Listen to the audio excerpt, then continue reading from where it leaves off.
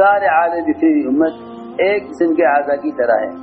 مسلمان اگر کسی ملک میں نماز پڑھنے والے کی نماز کے چھوڑنے سے متاثر نہیں ہو رہا ہے تو سمجھ لو کہ امت کی اجتماعیت ٹوٹ چکی ہے.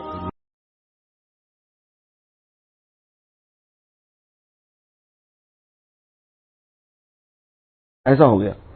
سب جانتے ہیں کہ سب سے پہلے مولانا سعد صاحب کے خلاف جو مسئلہ چلا ہمارے امیر کے خلاف تو وہ یہ تھا کہ منتخب حدیث انہوں نے لے کے آ گئے. منتخب پڑھو بول رہے ہیں، منتخب پڑھو بول رہے ہیں. انہیں کیا غلط کام کرو بولے تھے انہوں. حضرت مولانا یوسف صاحب رحمۃ اللہ علیہ نے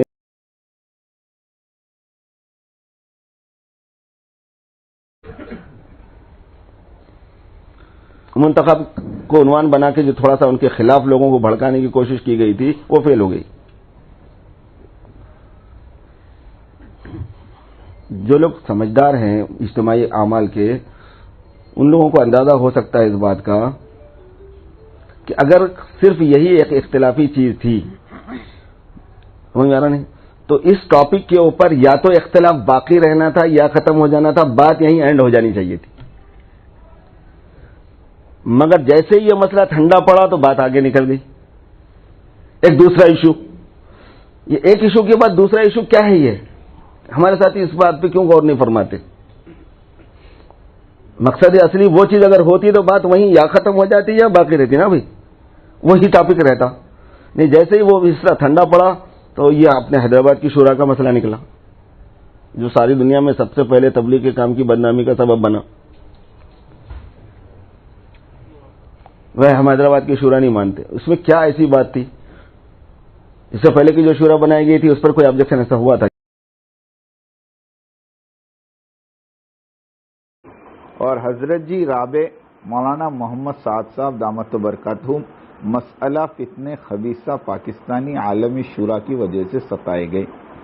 مولانا زبیر الحسن صاحب رحمۃ اللہ علیہ کی تدفین کے بعد شورائیت کا ٹولہ حضرت جی رابع مولانا سعد صاحب کے پاس آیا اور ان کے متکلم ڈاکٹر خالد صدیقی تھے اور کہنے لگے کہ مولانا سعد صاحب اب مرکز کو آپ کی ضرورت نہیں، آپ بچوں کو لے کر مرکز سے نکل جائیں اور کاندھلا چلے جائیں، ہم نے لاری کا بندوبست کر دیا ہے.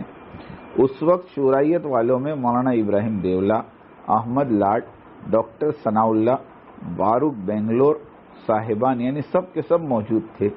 مگر ان میں سے کسی نے بھی اس علی گڑھی متکلم کو یہ کہنے سے جھوٹے منہ بھی نہیں ٹوکا اور نہ ہی روکا. یعنی وہ مکان اور مرکز جہاں مولانا سعد صاحب کے آبا و اجداد سمیت 5 پیڑھیاں سکونت پذیر رہتی چلی آ رہی ہے، ان کو یہ شورائیت والے نکالنے چلے تھے. یہ بھی نہیں سوچا کہ وہ اخراج اہلہ یعنی انہیں ان کے اپنے گھر سے نکال باہر کر رکھنا اکبر عند اللہ، اللہ کے نزدیک سب سے بڑا فتنہ ہے. دوسرا بات ختم ہو جانا تھا نا. آپ کو اگر مشورے کے شورا کے اوپر حیدرآباد کی شورا پر کوئی اعتراض ہے تو بات ختم ہو جانا تھا. یہ جیسے ہی دبا ایک تیسرا مسئلہ اٹھا کہ بھائی عالمی شورا ہونا چاہیے. کوئی مسئلہ ہی نہیں، کوئی وجود ہی نہیں تھا نا ابھی اس کا پہلے سے. بھائی اچانک کہاں سے اٹھ گیا ہے مسئلہ ہے عالمی شورا ہونے کا. عالمی شورا ہونا، عالمی شورا ہونا. وہ پڑوس میں جا کے وہاں سے شورا طے ہوگی. کیوں؟ تو پڑوس والے بولے تم لوگ ہی ہمارے کو بولے نا. ہم بولے ہم کب بولے؟ تو بولے دیکھو یہ لیٹر آئے ہیں نظام الدین سے، لیٹر وہاں پہنچے ہوئے اور نظام الدین والوں کو خبر نہیں ہے. شرارت نہیں ہوتی. مطلب یہ کہ یہ ایسی چیز ہے نا جو سمجھ میں آ رہا ہے کہ پری پلان ہے، ایک پری پلان چیزیں ہو رہی ہیں یہ، اور کون کر رہا وہ نہیں معلوم ہو رہا پورا، لیکن کیا ہو رہا ہے وہ تو ہر ساتھی کو سمجھنے کی چیز ہے. عالمی شورا کا مسئلہ ایسا فرمایا کہ بھائی عالمی مشورہ ہوا کرتا ہے، عالمی شورا نہیں ہوا کرتی کوئی. عالم مشورہ پورے عالم کا ہوتا ہے، شورا کیا ہوتی ہے؟ اب نظام الدین میں بیٹھ کے سب کو لگانا فون کہ بھائی یہاں پہ مشورہ ہو رہا تم لوگ بولو. ایسی کیسی بات ہوئی؟ کبھی ہوا ایسا؟ تو بولے بھائی نظام الدین پر کوئی حاکم نہیں ہے دعوت کے معاملے میں. نظام الدین حاکم ہے پوری دنیا پر. دوسری جگہ طے کر کے آپ یہاں پہ نہیں تھوپ سکتے کوئی چیز. یہاں طے کرے تو چیز پوری دنیا میں ڈسٹریبیوٹ کی جائیں گی. تبلیغ کے معاملے میں، دعوت کے معاملے میں بالکل صحیح ترتیب زمانے سے چل رہی ہے، وہ پہلے سے چل رہی ہے. وہ بہرحال یہ کہ وہ عالمی شورا کے مسئلے کو جو ہے نا نہیں مانا مولانا نے. اللہ تبارک و تعالیٰ کی کرنی یہ ہوئی کہ اللہ پاک نے حفاظت بھی فرمائی، چونکہ پھر عالمی شورا کے اندر جو لوگ تھے ان کے ساتھ بہت سی تہمتیں لگ گئی بعد میں. اگر خدا نخواستہ وہ لوگ ہوتے تو یہ نظام الدین بھی پھنستا اس میں. اللہ نے بچا لیا. یہ قصہ ابھی ختم بھی نہیں ہوا, پتہ نہیں پہلے سے پلان تھا کیا تھا. رائے میں جو کچھ ہوا ہے نا اس کی آدھی باتیں آپ کو معلوم ہے. جن باتیں میں نے سنی ہے, جو میں موجود تھا, حاجی صاحب کی باتیں اپنے کانوں سے اپنے آنکھوں سے ان کے پاس بیٹھ کے, وہ دوسری باتیں وہ میں بتاتا ہوں, اور قرآن کی قسم کھا کے کہہ سکتا ہوں. جب یہ سنایا گیا حاجی صاحب نے وہاں پہ, اور سب یہ ساری چیزیں ریکارڈیڈ ہیں جو بول رہا ہوں, آگے کی باتیں بتاؤں گا جو ریکارڈیڈ نہیں ہے. آپ آئے اور فہیم ان کو لقمہ دے رہا تھا, مجھے فہیم صاحب نے کہا بھائی یہ کہتے ہیں دستخط میرے نہیں ہے, میرے پاس آئے تھے, سب کے سب شورا بنا کے آئے تھے, اور میں نے سب کے نام دیکھے, سب کے دستخط دیکھے. یہ اوپنلی کہہ رہے ہیں پوری دنیا کی شورا کے سامنے. یہ تو ریکارڈنگ ہے نا, میں آگے کی بات بتاؤں گا. تو میں نے 111 مرتبہ یہ پڑھا, اور تو پھر میں نے بھی دستخط کر دیے. یہ تو ریکارڈنگ ہے. اس کے بعد کیا ہوا ہے, واصف الاسلام صاحب ان کی فلائٹ تھی, وہ پوری اپنی جماعت کو کٹسی کال جیسے ہمیشہ ہوتی ہے حاجی صاحب کے پاس گئے, ان کے کمرے میں مرکز کے اندر. واصف الاسلام نے یہ کہا, حاجی صاحب آپ نے تو شورا بنائی نہیں, کیسے نہیں بنائی؟ آپ ابھی کہہ کے آئے سارے مجمع کے سامنے کہ میرے پاس یہ بنا کے لائے, سب کے دستخط تھے. تو میں نے 101 مرتبہ یہ پڑھا اور سوچ کے میں نے پھر اس پر دستخط کیے. تو یہ آپ نے تو نہیں بنائی, آپ کے پاس تو بنا کے لائی گئی ہے, آپ نے تو دستخط کیے ہیں صرف, آپ خود مجمع میں بھی کیا کیا ہے. تو حاجی صاحب نے کہا تو بھائی دوبارہ مشورہ کر لو. ٹھیک ہے تو دوبارہ مشورہ کر لو, ہم تو جا رہے ہیں. اور واصف الاسلام نے کہا آپ واصف الاسلام سے پوچھیے یہ کمرے میں ہوئی یہ باتیں. فوراً اس کے بعد جب انہوں نے یہ بات کہی کہ میں نے 101 مرتبہ, تو آپ خود سوچ لیجیے کہ بنا کے لائی گئی. بھائی یامین صاحب دلی میں آئے, 5 دن ٹھہرے, تو میں نے ان سے یہ پوچھا یہ بتائیے پہلی بار جب شورا کا سلسلہ اٹھا جس میں ہنگامہ ہوا, کچھ بھی طے نہیں ہوا نا لائبریری کے اندر, وہ بھی سب ریکارڈیڈ ہے. اس کے بعد دوبارہ آپ مشورے کے لیے کب گئے؟ 15 دن لوگ رہے وہاں, ایک دفعہ بھی مجلس قائم ہوئی وہ, تو وہ جو ہنگامہ ہو گیا شورا نہیں بن سکے. ان کو 5 ساتھی تھے, تو انہوں نے دوبارہ بن دیا. تو یہ شورا کیسے بنے, اس کے مذاکرے ہوتے رہے. مولانا صاحب کے پاس گئے اور میں نے پاؤں پکڑ لیے, اور جو ہے جاوید حراوی نے اپنا, یہ یامین صاحب کے ورژن بتا رہا ہوں, مجھے ان کو اسی بات پہ لانا تھا. یہ ہوا اور ان کا جواب سنیے. میں نے کہا بتائیے دوبارہ کبھی ایک بار حاجی صاحب, مولانا صاحب, رائے کی شورا, ہندوستان کی شورا تمام موجود تھی, فاروق صاحب بھی تھے, سب تھے, کبھی دوبارہ بیٹھے اس کے بعد سے 15 دن کے اندر نہیں بیٹھے. تو یہ جو شورا بنی ہے یہ کون سے مشورے میں بنی ہے؟ یہ تو بالا بنی ہے. بالا آپ نے بنی ہے, بالا اس سے سائن کرائے گئے ہیں. بالا صحیح ہے. اور سائن کتنے لوگوں کے ہیں؟ سب کے نہیں, میں بتاتا ہوں آپ کو. اس پہ سائن جو ہے مولانا صاحب کے نہیں ہے, اس پہ سائن مولانا ابراہیم صاحب کے نہیں ہے, اس پر سائن مولانا زہیر الحسن صاحب کے نہیں ہے, اس پہ سائن تینوں بنگلہ دیش کے آدمیوں کے نہیں ہے. سنو آپ سن کر, یہ 6 لوگ وہ ہیں جو شورا کے ممبر ہیں. یہ 6 لوگ وہ ہیں جو شورا کے ممبر ہیں, اس پہ ان کے سائن نہیں ہے.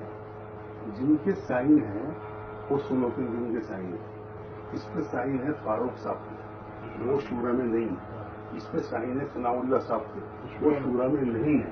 اس پہ سائن ہے خالد صدیقی صاحب کے, وہ شورا میں نہیں ہے. اس پر سائن ہے پروفیسر عبد الرحمان کے, وہ شورا میں نہیں ہے. اس پر سائن ہے مولانا طارق جمیل کے, وہ شورا میں نہیں ہے. اس پر سائن ہے مولوی خورشید کے, وہ شورا میں نہیں ہے. اس پہ سائن ہے دو پاکستان کے اور لوگوں کے, چودھری رفیق کے سائن ہے. اس پر ایسا پرچہ, اور یہ پرچہ مولانا صاحب کے مرکز وہ رائے چھوڑنے سے پہلے 80 مراکز ہیں پاکستان کے, سارے 80 مراکز کے اندر پہنچ گئے 4 دن پہلے.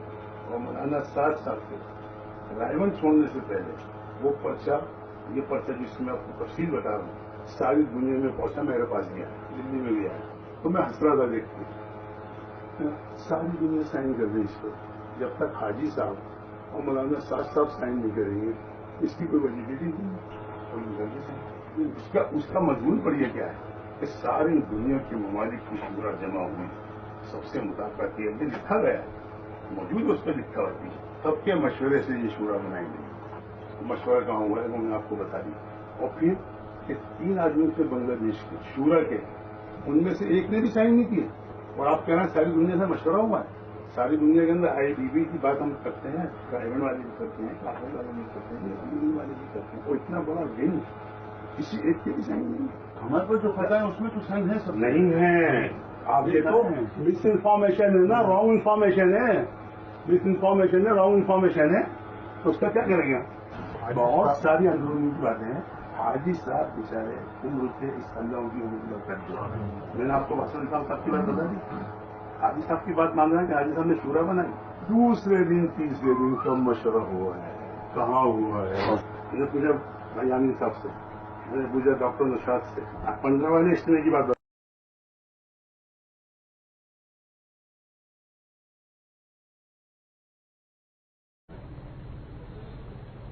ये किस्सा अभी खत्म भी नहीं हुआ, पता नहीं पहले से प्लान था क्या था, एक स्कैंडल सामने आ गया। अगर स्कैंडल पहले से आना तय था, फिर उसमें निजामुद्दीन को फंसाना चाह रहे हो, तो कोई ताज्जुब की बात नहीं है।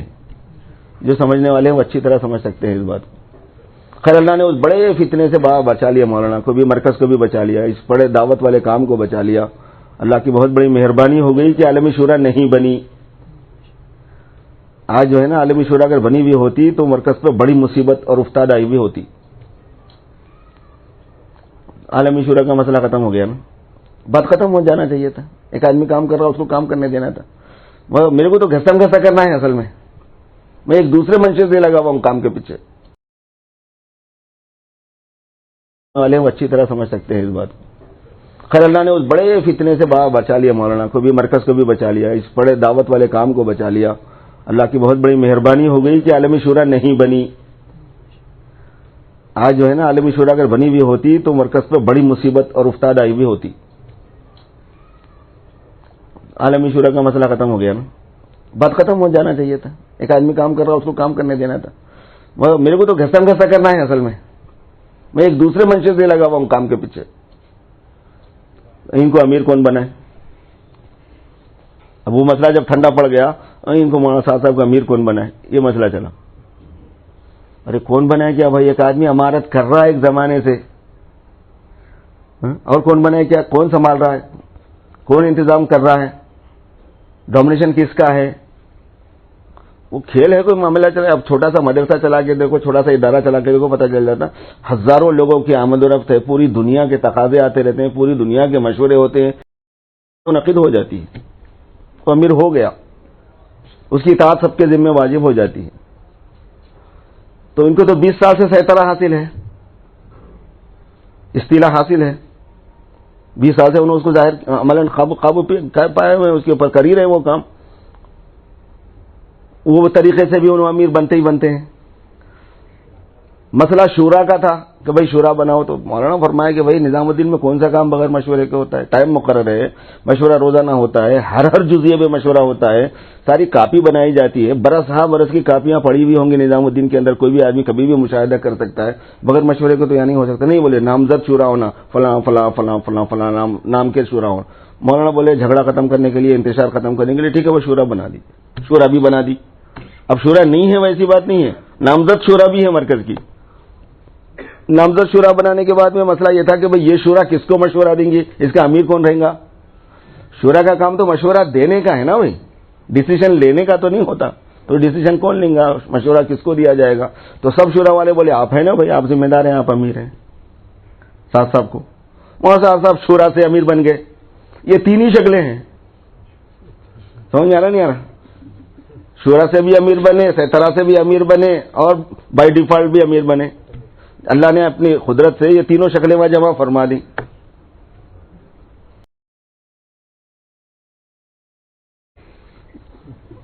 अब उसके बाद में इस मसले को चलाया गया कि इन बातों में गलत बातें बहुत बोलते हैं। समझ में आ रही बात? ये कहानी है और कुछ भी नहीं है, ये समझ लीजिए आप। यानी उन्होंने गलत बातें नहीं बोलते, या देवबंद वाले गलत एक्शन लिए, वो नहीं बोल रहा हूं मैं। गलती आदमी से हो जाती है, हो गई होंगी। देवबंद वाले सही तंबी करे होंगे, مگر یہ تو 20 سال سے تھا مسئلہ، اس کو اس سیکوینسی میں آنے کی کیا ضرورت تھی؟ آ رہی بات سمجھ میں؟ یہ کون سا موقع محل تھا؟ نہیں، بہت گمراہی کی باتیں بولتے، یہ کرتے وہ کرتے. وہ کتنے دنوں سے کام چل رہا تھا سمجھ رہے ہیں آپ؟ بہت دنوں سے کام چل رہا تھا کہ اس کے اوپر کام کرنا چاہیے بول کے. مجھے باضابطہ طور پر اس کا پتہ ہے، شخصی طور پر پتہ ہے مجھے کہ اس پر ورک ہو رہا ہے بول کے.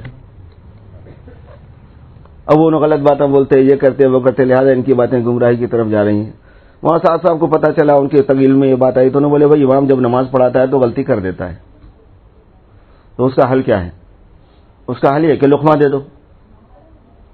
نہیں اب تو غلطی کرا کیسا، لہٰذا آپ تراویح تیرے پیچھے پڑھتے نہیں، یہ کیا بات ہے؟ آئی بات سمجھ میں؟ غلطی کرا لقمہ دے دو، حل تو یہی ہے. بڑے آدمی سے بھی غلطی ہو سکتی ہے، چھوٹے سے بھی غلطی ہو سکتی ہے، میں نے بھی غلطی کی ہوگی، مجھے لقمہ دے دو، بتا دیا جائے، قصہ ختم، پیسہ آ. صاف انہوں نے بیانات میں یہ بات کہی، میں نے بھی سنا ہے اس بیان کو مولانا سے متعدد مرتبہ. مطلب امام سے غلطی ہو جاتی ہے، اس کو لقمہ دے دو. اور پھر مولانا نے جو باتیں فرمائی ہیں، جس طرح سے فتویٰ ان کے بارے میں نکالا گیا، وہ بھی نکالا گیا ہے پیری پلان. اس کے پیچھے بڑی کہانی ہے. بات جو ہے نا وہ بغیر سند کے نہیں بولتے. کوئی مفتی جب کوئی بات قلم اٹھائے گا نا تو اس کو کچھ نہ کچھ الفاظ چاہیے ہوتے ہیں.